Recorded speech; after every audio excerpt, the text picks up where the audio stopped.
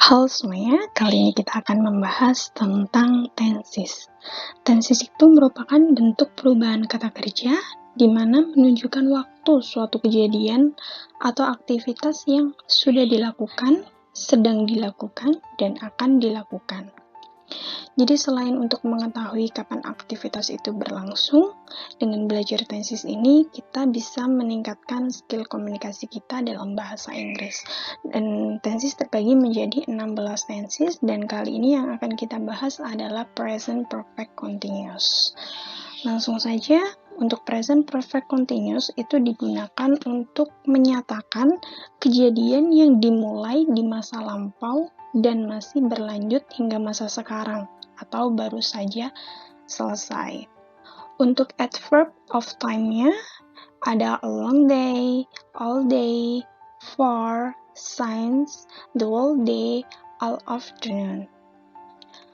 Untuk present perfect continuous terbagi menjadi dua, yaitu sebagai kalimat verbal dan menjadi kalimat nominal. Untuk kalimat verbalnya, untuk positifnya yaitu dengan rumus subject plus have or has plus been plus verb ing plus object.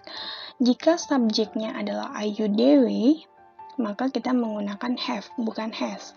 Akan tetapi jika subjeknya adalah she, he, it, maka kita menggunakan has. Langsung ke contohnya, I, karena dia I, maka kita menggunakan have, bukan has. Jadi I sebagai subjeknya, have, kemudian plus been, plus verb ing. Dari kata walk menjadi walking. Baru objeknya adalah for a years.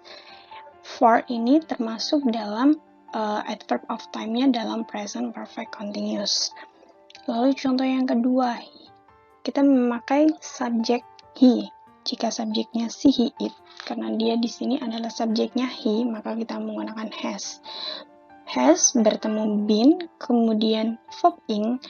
Verb ing ini berasal dari sleep, menjadi sleeping.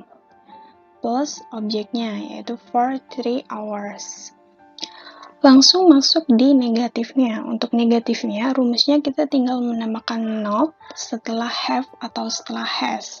Jadinya subject plus have or has plus not plus been plus verb ing baru plus object. Langsung ke contohnya. Jika positifnya adalah I have been working for 3 years, maka untuk negatifnya menjadi I have not been working for 3 years.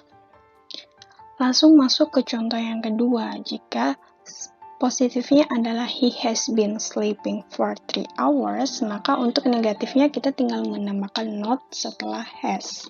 Menjadi he has not been sleeping for 3 hours. Masuk di interrogatif. Untuk interrogatifnya, untuk rumusnya, have has-nya akan kita pindahkan ke depan, baru plus subject, plus been, plus verb ing, plus object. Langsung ke contohnya, jika tadi positifnya I have been working for 3 years, maka untuk interrogatifnya, have-nya akan kita pindahkan ke depan, baru bertemu dengan subjeknya yaitu I, baru bertemu been, bertemu verb ing yaitu working, baru bertemu objeknya for 3 years. Ini untuk kalimat tanya atau interrogatif. Lalu contoh yang kedua, positifnya he has been sleeping for 3 hours. Untuk interrogatifnya, has-nya akan kita pindahkan ke depan yaitu has he not been sleeping for 3 hours. Masuk di kalimat nominal. Kalimat nominal ini adalah kalimat selain kata kerja, yaitu dia terdiri dari adjective, noun, dan adverb. Langsung masuk di positifnya dari kalimat nominal. Untuk rumusnya yaitu subject plus have or has plus been plus being plus ana. Jadi untuk penggunaan have has-nya sama seperti di kalimat verbal. Jika subjeknya adalah Ayu Dewi, maka kita menggunakan have. Tapi jika subjeknya she, he, it, maka kita menggunakan has. Jadi Ana ini adalah selain kata kerja, yaitu adjective, noun, dan adverb. Langsung masuk ke contoh dari kalimat positif, yaitu we have been being adorable. Jadi subjeknya we, maka kita menggunakan have, kemudian bertemu dengan been, kemudian being, kemudian adorable. Ini termasuk adjektifnya. Jadi kalau misalkan dia adalah kalimat nominal atau selain kata kerja, maka kita menambahkan being di depannya. Lalu masuk contoh yang kedua. Karena dia subjeknya adalah she, maka kita menggunakan has, kemudian plus been, plus being, plus said, plus all day. Karena set ini termasuk dari adjektif, maka kita juga perlu menambahkan being sebelum ana. Langsung masuk di negatifnya. Untuk negatifnya sama seperti di kalimat verbal, kita tinggal menambahkan not setelah have atau has-nya.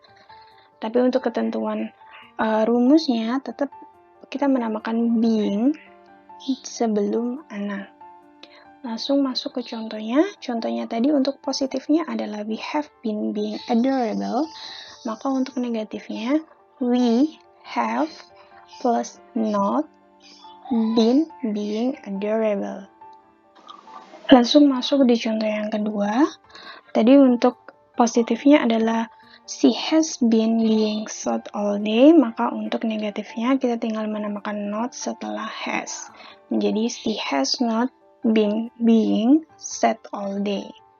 Masuk di interrogatifnya. Untuk interrogatifnya juga untuk have atau has-nya akan kita pindahkan ke depan, baru bertemu dengan subjek, kemudian been, kemudian being, kemudian plus ana.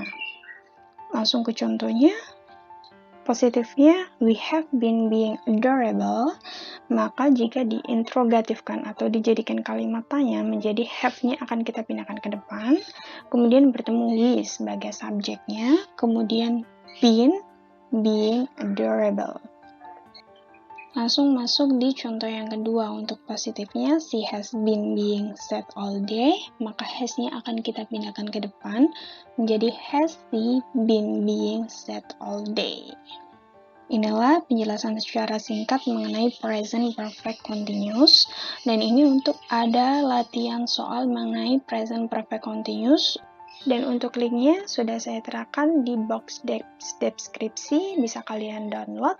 See you next video.